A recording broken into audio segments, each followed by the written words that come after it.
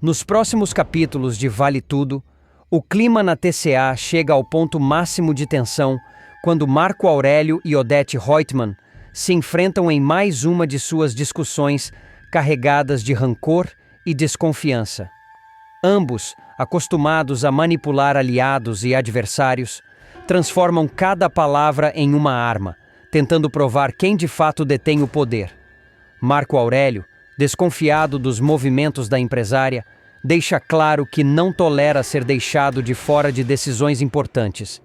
Já Odete, altiva como sempre, não se abala e reafirma sua supremacia sobre a empresa e sobre aqueles que ousam questioná-la. Enquanto os dois duelam verbalmente, Freitas age nas sombras e traz uma revelação que pode mudar o rumo da disputa. Ele mostra a Eugênio a chave do cofre que conseguiu com Mário Sérgio, chave essa que guarda o segredo mais perigoso da TCA. O dinheiro desviado que pode comprometer a imagem e a posição de Marco Aurélio dentro da companhia. A prova é concreta e capaz de transformar suspeitas em acusações formais.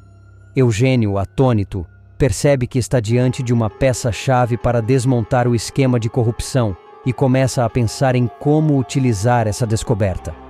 Paralelamente, Maria de Fátima mostra que também sabe jogar no tabuleiro das intrigas. Sempre com sua habilidade para manipular situações a seu favor, ela orienta a Ana Clara sobre como se portar diante do encontro com Heleninha. Fátima, que enxerga em cada oportunidade uma chance de ascensão, aconselha a jovem a manter-se elegante, cautelosa e ao mesmo tempo persuasiva. Afinal, um passo em falso pode comprometer o que está em jogo. O encontro entre Heleninha e Ana Clara se revela decisivo. Heleninha, ainda frágil por suas próprias batalhas pessoais, demonstra confiança na moça e a convida para trabalhar em sua galeria de arte. Para Ana Clara, é mais do que um simples convite. Trata-se da possibilidade de construir uma nova imagem, de se afastar das armadilhas que a cercaram até então e de se aproximar de um ambiente que pode lhe abrir portas inesperadas. A proposta é recebida com surpresa e emoção, marcando o início de uma nova etapa em sua trajetória. Enquanto essas alianças se formam, Marco Aurélio, pressionado pela desconfiança que ele próprio plantou e pelo risco de ver seus segredos expostos, decide dar um passo que poucos esperavam. Em um gesto raro, ele procura Odete para pedir desculpas. Reconhece que errou ao duvidar da dona da TCA e admite que sua paranoia o levou a um confronto desnecessário. Odete, por sua vez, escuta atentamente. Embora não costume perdoar com facilidade, vê nesse pedido de desculpas uma oportunidade de reafirmar sua autoridade e mostrar que, no fim, todos acabam se curvando à sua liderança. Assim, entre segredos desvendados, estratégias calculadas e reviravoltas inesperadas, o destino dos personagens se entrelaça cada vez mais, prometendo novos embates e alianças surpreendentes. Nos próximos capítulos de Vale Tudo, o clima na TCA chega ao ponto máximo de tensão quando Marco Aurélio e Odete Roitman se enfrentam em mais uma de suas discussões carregadas de rancor e desconfiança. Ambos, acostumados a manipular aliados e adversários, transformam cada palavra em uma arma, tentando provar quem de fato detém o poder.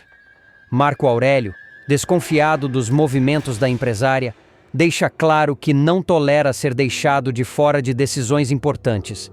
Já Odete, altiva como sempre, não se abala e reafirma sua supremacia sobre a empresa e sobre aqueles que ousam questioná-la. Enquanto os dois duelam verbalmente, Freitas age nas sombras e traz uma revelação que pode mudar o rumo da disputa. Ele mostra a Eugênio a chave do cofre que conseguiu com Mário Sérgio, chave essa que guarda o segredo mais perigoso da TCA. O dinheiro desviado que pode comprometer a imagem e a posição de Marco Aurélio dentro da companhia. A prova é concreta e capaz de transformar suspeitas em acusações formais. Eugênio, atônito, percebe que está diante de uma peça-chave para desmontar o esquema de corrupção e começa a pensar em como utilizar essa descoberta. Paralelamente, Maria de Fátima mostra que também sabe jogar no tabuleiro das intrigas. sempre com sua habilidade para manipular situações a seu favor. Ela orienta a Ana Clara sobre como se portar diante do encontro com Heleninha. Fátima, que enxerga em cada oportunidade uma chance de ascensão, aconselha a jovem a manter-se elegante, cautelosa e ao mesmo tempo persuasiva. Afinal, um passo em falso pode comprometer o que está em jogo. O encontro entre Heleninha e Ana Clara se revela decisivo. Heleninha, ainda frágil por suas próprias batalhas pessoais, demonstra confiança na moça e a convida para trabalhar em sua galeria de arte. Para Ana Clara, é mais do que um simples convite. Trata-se da possibilidade de construir uma nova imagem, de se afastar das armadilhas que a cercaram até então e de se aproximar de um ambiente que pode lhe abrir portas inesperadas. A proposta é recebida com surpresa e emoção, marcando o início de uma nova etapa em sua trajetória. Enquanto essas alianças se formam, Marco Aurélio, pressionado pela desconfiança que ele próprio plantou e pelo risco de ver seus segredos expostos, decide dar um passo que poucos esperavam. Em um gesto raro, ele procura Odete para pedir desculpas. Reconhece que errou ao duvidar da dona da TCA e admite que sua paranoia o levou a um confronto desnecessário. Odete, por sua vez, escuta atentamente. Embora não costume perdoar com facilidade, vê nesse pedido de desculpas uma oportunidade de reafirmar sua autoridade e mostrar que, no fim, todos acabam se curvando à sua liderança. Assim, entre segredos desvendados, estratégias calculadas e reviravoltas inesperadas, o destino dos personagens se entrelaça cada vez mais, prometendo novos embates e alianças surpreendentes. Nos próximos capítulos de Vale Tudo, promete ser um dos mais marcantes e dramáticos de toda a trama. A novela que já conquistou o público com suas histórias envolventes de ambição, poder, amor e traição, vai apresentar uma sequência que mexerá profundamente com todos os personagens, desencadeando acontecimentos que mudarão para sempre os rumos da narrativa. Tudo começará em um dia aparentemente comum na cidade. As ruas estarão agitadas, como sempre, cheias de carros buzinando, vendedores ambulantes oferecendo seus produtos e pessoas correndo de um lado para outro, o outro em busca de seus compromissos. O calor do asfalto misturado ao nervosismo típico do trânsito criará o cenário perfeito para o inesperado. No meio desse caos urbano estará Odete Reutemann, a vilã que há muito tempo se tornou sinônimo de arrogância e manipulação.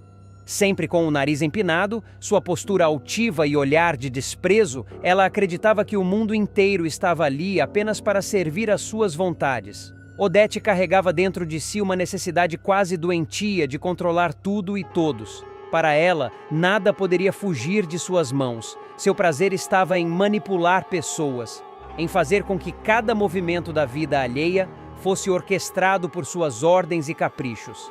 Naquele dia, Odete tinha compromissos importantes, mas sua pressa era maior do que qualquer prudência. Em sua limusine luxuosa, acompanhada de Fátima, sua protegida, ela trafegava por uma avenida extremamente movimentada da cidade. O detalhe que aumentava ainda mais a tensão era que Fátima estava grávida, vivendo um momento delicado e frágil de sua vida. Do outro lado da mesma via estavam Marco Aurélio e Mário Sérgio, personagens fundamentais na teia de relações da novela. Os dois vinham em um carro elegante, discutindo negócios e estratégias, como sempre faziam. Ambos eram homens acostumados ao jogo do poder, movidos pela ambição e pela vaidade.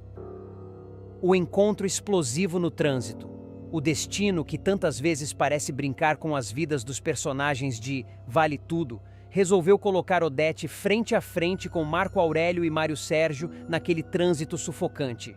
Em meio às buzinas, xingamentos e ao barulho ensurdecedor da cidade, Odete avistou o carro dos dois e, de imediato, fez questão de provocar um confronto. "Marco Aurélio! Mário Sérgio!" exclamou, com seu tom sempre carregado de desprezo. "Vocês são a prova viva da incompetência que infesta esse país." Sua voz ecoou em meio ao caos. e não demorou para que o carro parasse ao lado do veículo dos dois. Uma discussão intensa começou ali mesmo, no meio da rua, enquanto motoristas impacientes buzinavam sem parar, irritados com aquela cena digna de novela. Literalmente.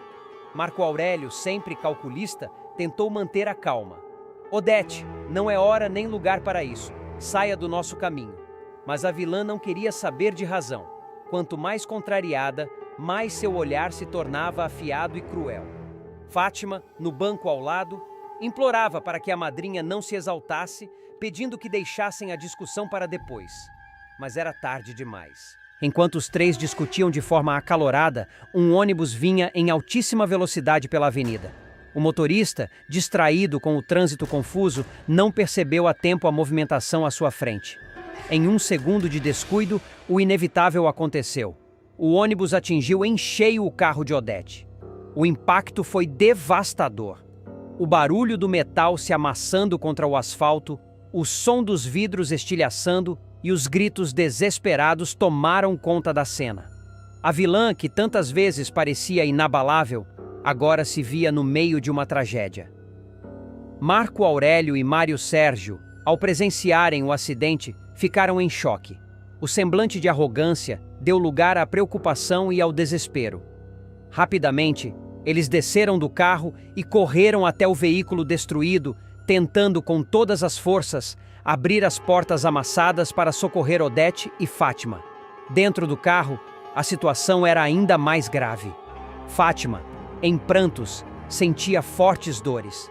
Sua gravidez estava em risco e o acidente trouxe consequências imediatas.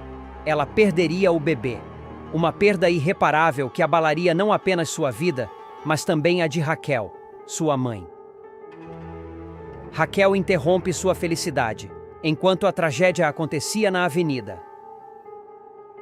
Raquel vivia um momento de alegria em seu restaurante. O local estava lotado, cheio de clientes animados, atraídos pela nova promoção de espetinhos que ela havia acabado de lançar. O clima era de celebração, com risadas, conversas animadas e o som da churrasqueira ao fundo. Raquel, com seu avental simples mas cheio de dignidade, circulava entre as mesas, cumprimentando os clientes e se orgulhando do sucesso conquistado com tanto esforço. Sua vida era um exemplo de determinação, uma verdadeira guerreira que não se deixava abater pelas dificuldades. Mas a felicidade seria interrompida de forma abrupta. Uma ligação trouxe a notícia que nenhuma mãe gostaria de receber. Sua filha estava envolvida em um acidente gravíssimo. Sem pensar duas vezes, Raquel largou tudo no restaurante, deixando clientes, garçons e a própria promoção em segundo plano. O instinto materno falou mais alto. "É minha filha!", disse em lágrimas, enquanto corria para fora do restaurante. "Eu preciso estar com ela." O desespero de Freitas. Enquanto isso, em outra parte da cidade, a tragédia também se conectava a outros personagens. Freitas. Homem conhecido por sua forma autoritária e por vezes manipuladora de lidar com os outros, enfrentava mais um de seus conflitos domésticos. Ele discutia de forma acalorada com Consuele, a empregada, numa cena carregada de tensão. Consuele, cansada das humilhações, finalmente se impôs. Gritava, chorava, defendia sua dignidade. O clima estava insuportável, e foi nesse momento que seu filho, André, entrou em cena. O jovem, cheio de energia e com o coração justo, não conseguiu ficar parado diante da situação. "Basta, Freitas!", gritou, colocando-se entre o patrão e sua mãe. "Você não vai encostar nela!" O confronto escalou. A família de Freitas, acostumada a apoiar sua postura autoritária, não hesitou em intervir contra André. O jovem, que era atleta e tinha preparo físico, tentou resistir, mas acabou sendo agredido. A raiva e a revolta tomaram conta dele. No meio da confusão, André acabou descontando sua fúria em Freitas, que já vinha enfrentando sérios problemas de saúde. O resultado foi devastador. O patrão, com a mão no peito, caiu no chão, vítima de um infarto fulminante. A cena foi desesperadora. O homem que sempre se mostrou forte e imponente agora estava à mercê da própria fragilidade. A família entrou em pânico, Consuelo chorava e André, atônito, não sabia como reagir. O Brasil em choque. Os dois acontecimentos, o acidente de Odete e a morte súbita de Freitas, se entrelaçaram, criando um capítulo de forte impacto emocional. A novela, que já vinha prendendo o público com suas tramas intensas, agora mergulhava em uma tragédia coletiva. As notícias rapidamente se espalhariam. Nas ruas, nas casas, nos bares, todo mundo só falaria sobre o acidente da vilã e sobre a perda do bebê de Fátima. Raquel, em desespero, correria contra o tempo para estar ao lado da filha, enquanto Marco Aurélio e Mário Sérgio tentariam lidar com a culpa de terem presenciado a tragédia sem poder evitá-la. Odete, símbolo do poder e da manipulação, finalmente conheceria a vulnerabilidade. Fátima enfrentaria uma dor irreparável. Raquel mostraria mais uma vez sua força de mãe. E André, sem querer, carregaria para sempre o peso de ter sido o estopim do infarto de Freitas. Esse capítulo não seria apenas mais um na novela, seria um divisor de águas capaz de parar o Brasil. Uma tragédia que ficaria marcada na memória do público e mudaria para sempre o rumo de Vale Tudo. Nos próximos capítulos de Vale Tudo, Odete, sempre atenta aos detalhes e ao poder dos gestos simbólicos, resolve surpreender Marco Aurélio com um presente refinado. A escolha recai sobre um relógio de luxo, não apenas pelo valor material, mas pelo que representa: a noção de tempo, de controle e de status. Ao entregar o acessório, a empresária reforça sua posição de autoridade e, ao mesmo tempo, procura estreitar ainda mais os laços com o executivo, deixando claro que ele ocupa um lugar de confiança dentro de seus planos. Marco Aurélio, lisonjeado, agradece o presente, mas a cena também deixa no ar a sensação de que tudo tem um preço quando se trata de Odete. Enquanto isso, nos bastidores, Freitas decide abrir o jogo com Eugênio sobre uma ideia que vem amadurecendo em silêncio. Ele confessa sua intenção de desviar dinheiro de Marco Aurélio, aproveitando-se das brechas que percebeu nas movimentações financeiras do empresário. A revelação deixa Eugênio intrigado e desconfiado, pois sabe que qualquer passo em falso nesse tipo de esquema pode ter consequências desastrosas. Em outro cenário, Renato comparece a mais uma reunião do grupo de alcoólicos anônimos, onde se reencontra com Heleninha. O clima é de apoio e acolhimento, e o encontro simboliza a tentativa de ambos em reconstruir a vida, encarando suas fragilidades de frente. O diálogo entre eles mostra que a jornada da recuperação é árdua, mas repleta de pequenas vitórias que fortalecem a esperança. Enquanto isso, Cecília e Laís se dedicam a uma conversa franca com Sarita. O assunto gira em torno de Luiz, o homem que afirma ser o pai biológico da menina. Curiosas com os sentimentos de Sarita, elas perguntam sobre sua vontade de conhecê-lo.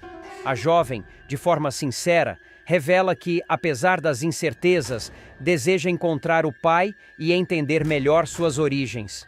A confissão emociona Cecília e Laís, que percebem o quanto esse reencontro pode impactar a vida da menina. Já em outro ponto da cidade, Maria de Fátima, sempre atenta aos movimentos ao seu redor, acaba flagrando Mário Sérgio e Ana Clara em um restaurante. A cena chama sua atenção não apenas pela proximidade dos dois, mas também pelo clima de cumplicidade que transparece. Mário Sérgio, atento aos detalhes, observa que o cartão de crédito usado por Ana Clara para pagar a conta está no nome de Odete. Surpreso, ele questiona a jovem sobre a situação. Sem hesitar, Ana Clara explica que Odete, em um gesto de generosidade, tem ajudado financeiramente sua família, o que permite que ela mantenha uma vida mais confortável. Por fim, Luiz aparece novamente, desta vez compartilhando um detalhe delicado sobre sua saúde. Ele diz sofrer de diabetes e, diante da necessidade de comprar remédios, acaba sensibilizando Cecília e Laís, que decidem lhe entregar dinheiro. A atitude delas, porém, deixa no ar uma dúvida. Estariam realmente ajudando alguém em necessidade ou caindo em uma possível manipulação. Assim, cada um desses acontecimentos se entrelaça, revelando os contrastes entre interesse, generosidade, ambição e fragilidade que movem as relações.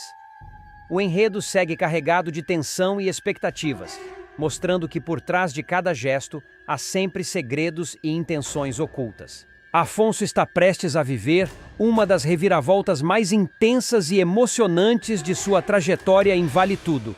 Depois de meses enfrentando a doença com coragem, mas também com momentos de fragilidade, o triatleta finalmente encontrará uma nova chance de vida.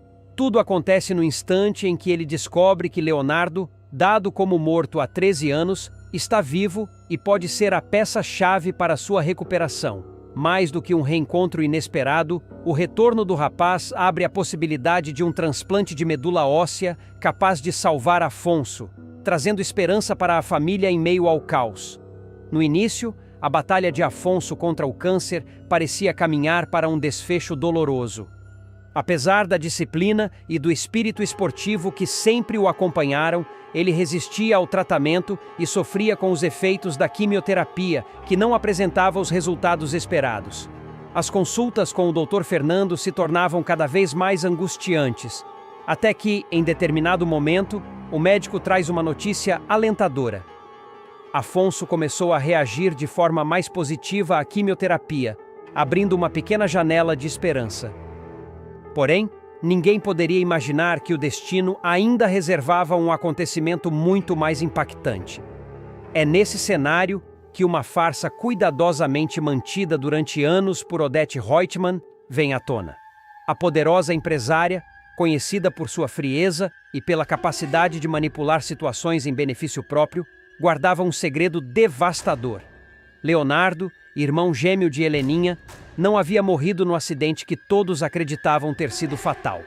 Durante mais de uma década, Odete manteve a verdade escondida, afastando o rapaz da família e construindo uma narrativa de luto e perda que moldou a vida de todos ao seu redor.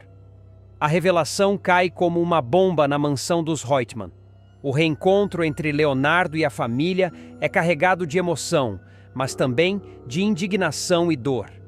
Celina, que sempre sofreu com a ausência do sobrinho, mal consegue acreditar no que vê. Heleninha, marcada por anos de culpa e sofrimento, sente uma mistura avassaladora de alívio e revolta. E Afonso, em meio à luta pela vida, é tomado por uma sensação de esperança renovada. Leonardo é um doador compatível e pode ser a resposta para o transplante de medula que ele tanto precisa. No entanto, a alegria da possibilidade de cura não diminui a gravidade da mentira revelada. Quando Afonso se dá conta da dimensão da manipulação da mãe, não contém a revolta. Odete, que sempre se orgulhou do controle que exercia sobre todos, finalmente se vê confrontada pelo filho em uma cena de grande intensidade dramática. Afonso encara a mãe com firmeza, a voz embargada pela dor, mas também pela determinação de romper com anos de submissão. "Eu não sou mais seu filho", dispara ele, decretando o fim do vínculo materno. A fala ecoa como um golpe devastador para Odete, que pela primeira vez experimenta a sensação de perder alguém não pelo destino, mas pelas consequências de suas próprias escolhas.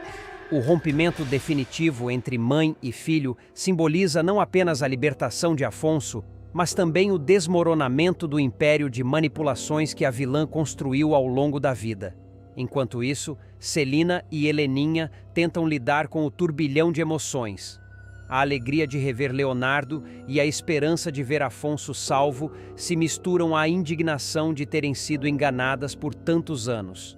A família, que já enfrentava dificuldades, se vê obrigada a reconstruir laços, repensar relações e, principalmente, lidar com a sombra de Odete, que insiste em justificar seus atos com a frieza característica. O retorno de Leonardo, no entanto, não é apenas uma solução médica para Afonso. É também a chance de reparar injustiças, curar feridas emocionais e restabelecer vínculos familiares despedaçados pela ambição e pelo egoísmo de Odete. A possibilidade do transplante reacende a esperança em todos. mas também escancara as marcas deixadas por tantos anos de mentiras. Assim, a reta final de Vale Tudo promete momentos de pura emoção.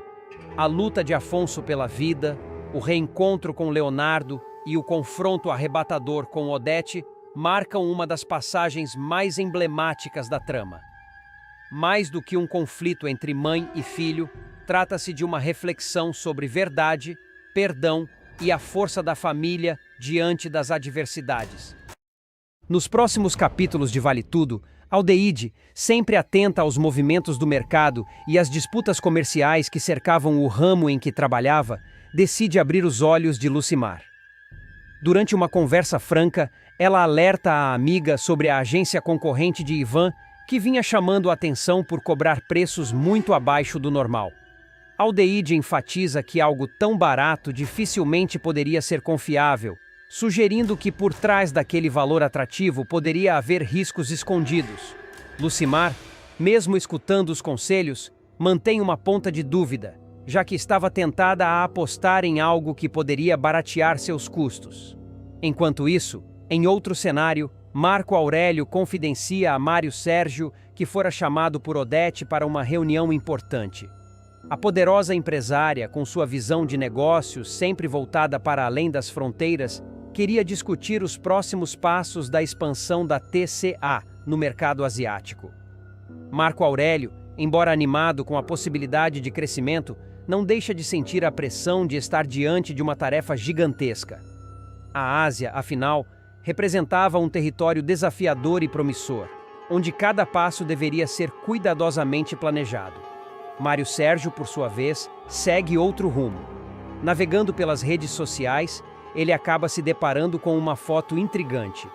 Ana Clara aparece ao lado de Maria de Fátima. Surpreso com essa conexão inesperada, ele decide explorar mais a fundo o perfil da jovem. Ao observar suas publicações, seu estilo de vida e a maneira como se apresentava, desperta nele uma curiosidade ainda maior. Movido pelo impulso, Mário Sérgio toma a iniciativa de marcar um encontro com Ana Clara, imaginando que esse contato poderia render muito mais do que uma simples conversa. Enquanto tudo isso acontecia, Lucimar e Vasco acabam passando por uma situação dolorosa. Ignorando os conselhos de Aldeide e acreditando na promessa de um bom negócio, eles se envolvem com a tal agência de preços baixos. Porém, o que parecia uma oportunidade acaba se transformando em uma armadilha. Os dois caem em um golpe.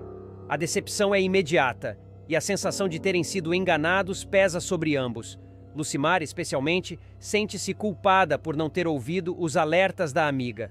Em meio às turbulências pessoais e profissionais, a tranquilidade da pousada de Paraty foi abalada com a chegada inesperada de Luiz, um homem que se apresentou como pai biológico de Sarita. A revelação pegou Laís e Cecília completamente de surpresa. As duas, que criaram a menina com amor, dedicação e cuidados de mãe, sentiram o chão tremer diante da possibilidade de ver a filha adotiva envolvida em uma situação tão delicada. Mais do que surpresa, o sentimento que tomou conta delas foi de desconfiança. Afinal, quem era aquele homem de verdade? O que queria ao surgir, depois de tanto tempo, reivindicando um papel que nunca havia exercido na vida de Sarita? Apesar do impacto inicial, Luiz demonstrou, ao menos no primeiro momento, uma postura serena.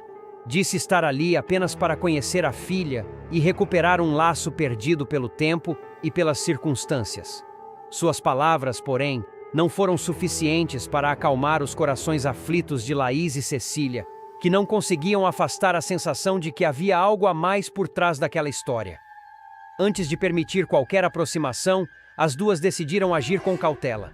Procuraram um advogado de confiança, dispostas a encontrar uma forma legal de impedir o encontro entre Sarita e o suposto pai. A esperança era que houvesse uma brecha jurídica que lhes desse o direito de proteger a menina de uma possível decepção ou até mesmo de uma armadilha. Mas a resposta do profissional foi direta. Pela lei, Sarita tinha o direito de conhecer sua origem biológica. Isso significava que, por mais difícil que fosse aceitar, Laís e Cecília não poderiam simplesmente barrar Luiz. O baque foi grande. As duas mães voltaram para casa carregando uma mistura de frustração e medo. Para elas, o mais importante era preservar a felicidade de Sarita. Mas como fazer isso diante de um passado que vinha bater à porta de forma tão inesperada? Depois de muitas conversas e noites mal dormidas, decidiram abrir o jogo com a menina. A conversa não foi fácil. Sentaram-se diante de Sarita, explicaram calmamente a situação e revelaram que Luiz afirmava ser seu pai biológico. A reação da jovem foi de total surpresa. Seus olhos brilharam de curiosidade e logo, para desespero de Laís e Cecília, ela manifestou o desejo de conhecê-lo. "Quero ver quem ele é", disse, com a sinceridade de quem nunca teve a oportunidade de preencher aquela lacuna da própria história. Diante da insistência de Sarita e da impossibilidade de impedir legalmente o encontro, Laís e Cecília cederam.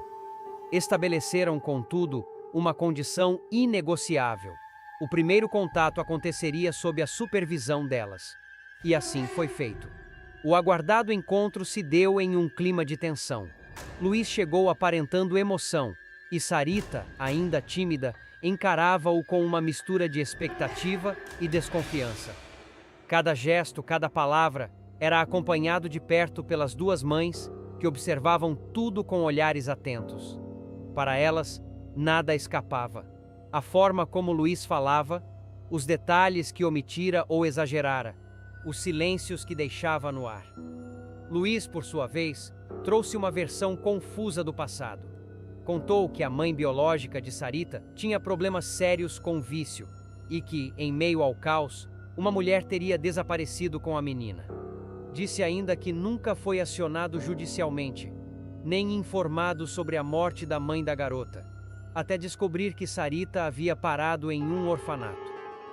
As explicações soaram frágeis para Laís e Cecília, mas Sarita parecia interessada em cada pedaço daquela narrativa, ávida por respostas que completassem sua história. Quando questionado diretamente sobre suas intenções, Luiz foi categórico. "Para começar, queria ver a minha filha." A frase, simples e objetiva, ecoou no ambiente. Mas mesmo após ouvi-la, a dúvida permanecia. Seria Luiz realmente movido apenas pelo desejo de recuperar o laço com Sarita? Ou haveria um objetivo oculto por trás de sua chegada repentina? A presença dele trouxe uma onda de insegurança para a vida de todos. Para Sarita, abriu-se uma porta de descobertas, carregada de emoção e riscos. Para Laís e Cecília, o temor de perder a filha para um passado nebuloso se misturava à necessidade de respeitar a verdade da menina. O futuro, a partir dali, parecia incerto, e a pergunta que ficava no ar era inevitável. O que Luiz realmente queria com Sarita? Nos próximos capítulos de Vale Tudo, Cecília estava aflita quando se encontrou com Laís. Com a voz carregada de seriedade, contou que havia conversado com o advogado, e ele fora claro. Sarita tinha todo o direito de conhecer sua verdadeira origem. A notícia caiu como uma bomba. Laís, que sempre temera esse momento, ficou paralisada, sentindo que o segredo que mantivera por tantos anos estava prestes a vir à tona. Cecília, no entanto, tentou acalmá-la, explicando que esconder a verdade só aumentaria a dor de Sarita e poderia se transformar em um fardo ainda maior. "Mais cedo ou mais tarde ela vai descobrir. É melhor que seja por você", aconselhou. O dilema de Laís se intensificava, dividida entre o medo da rejeição da filha e a necessidade de finalmente libertá-la da sombra das mentiras.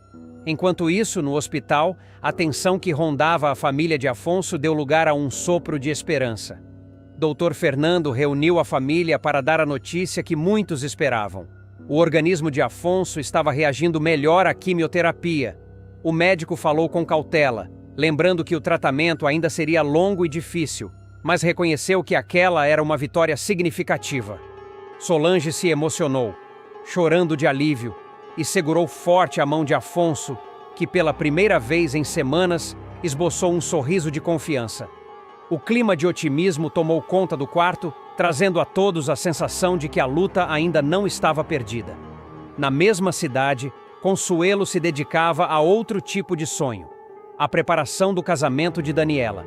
Conhecida por sua elegância e perfeccionismo, ela decidiu contratar Eunice, costureira de talento reconhecido, para confeccionar o vestido de noiva. Eunice recebeu a proposta com entusiasmo, mas também com o peso da responsabilidade. Consuelo deixou claro que queria algo impecável, que marcasse não apenas a cerimônia, mas que se tornasse uma verdadeira lembrança de família. Daniela, embora animada, se mostrava apreensiva, temendo que o vestido refletisse mais os desejos da mãe do que os seus próprios. Entre provas de tecido e croquis detalhados, surgia uma tensão silenciosa. Até que ponto Daniela conseguiria impor sua própria vontade diante da força de Consuelo? Enquanto isso, em outra parte da trama, Pascoal vivia um turbilhão de emoções. Incentivado por Bartolomeu, que sempre o animava a ser mais corajoso, ele finalmente tomou a decisão de declarar seu amor por Gilda. O encontro foi carregado de emoção. Pascoal, visivelmente nervoso, abriu o coração e confessou os sentimentos que guardava há tanto tempo. Gilda ficou surpresa, pois jamais imaginara que Pascoal nutrisse tamanho afeto por ela. Ainda sem saber como reagir, pediu um tempo para refletir. Bartolomeu, observando à distância, sorria satisfeito por ver o amigo dando um passo tão importante em sua vida pessoal. Na casa de Ivan, a rotina foi quebrada pela chegada de Lucimar e Vasco, trazendo uma novidade que mudaria seus próximos dias. Eles anunciaram que haviam fechado a viagem com Vilma, uma decisão que pegou Ivan de surpresa. O rapaz, entre ansioso e preocupado, não sabia se estava pronto para essa aventura. No fundo, porém, entendia que aquela viagem poderia abrir novos horizontes e talvez até redefinir seus caminhos. Vilma, por sua vez, não escondia a empolgação e já fazia planos detalhados, sonhando com tudo o que viveriam juntos.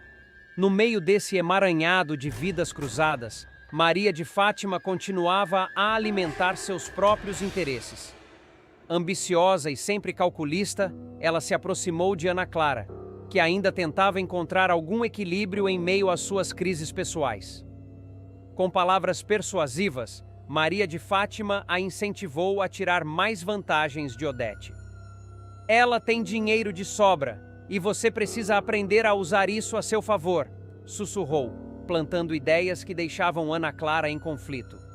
Apesar de relutar, a jovem começava a se deixar seduzir pela promessa de conforto e segurança que o dinheiro de Odete poderia trazer. Para Maria de Fátima, manipular Ana Clara era apenas mais uma jogada estratégica em seu tabuleiro de ambições. Assim, cada núcleo da história seguia com seus dilemas particulares, mas todos interligados pelo fio da esperança, da paixão e da intriga. Cecília lutava para que Laís contasse a verdade a Sarita. Afonso reacendia a fé da família ao reagir melhor ao tratamento. Consuelo transformava o casamento da filha em um evento grandioso, enquanto Daniela tentava preservar sua voz. Pascoal se arriscava no amor, movido pela amizade leal de Bartolomeu. Ivan encarava novos caminhos com a viagem organizada por Lucimar e Vasco. E nos bastidores, Maria de Fátima semeava a discórdia, incentivando Ana Clara a explorar ainda mais a vulnerabilidade de Odete. O destino de todos seguia em construção, repleto de segredos, desafios e decisões que poderiam mudar suas vidas para sempre. A luta de Afonso contra a leucemia ganhará novos contornos em Vale Tudo.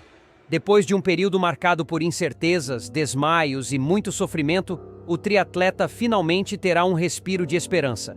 Em uma nova etapa do tratamento, uma notícia surpreendente fará com que ele volte a acreditar na cura do câncer, reacendendo a chama da fé que parecia se apagar diante das dificuldades.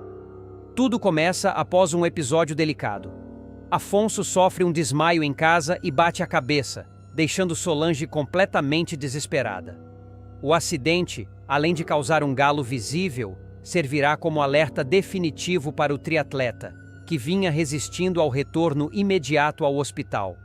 Até então, ele tentava adiar ao máximo a internação, acreditando que conseguiria lidar com a doença sem a necessidade de uma rotina tão pesada de exames e quimioterapia. Porém, o desmaio o convence de que não havia mais como fugir da realidade. Ou ele enfrentava a leucemia de frente, ou correria o risco de perder a vida. Sensibilizado pela preocupação de Solange, Afonso finalmente arruma a mala e decide se internar para dar continuidade ao tratamento. O gesto traz alívio imediato à companheira, que já não sabia como convencê-lo da gravidade da situação. Ao chegar ao hospital, ele é recebido pela equipe médica e dá início a uma nova etapa da quimioterapia, com infusões que prometem ser ainda mais intensas e, ao mesmo tempo, mais promissoras. Vale lembrar que, na primeira fase do tratamento, os resultados haviam sido muito abaixo do esperado. O oncologista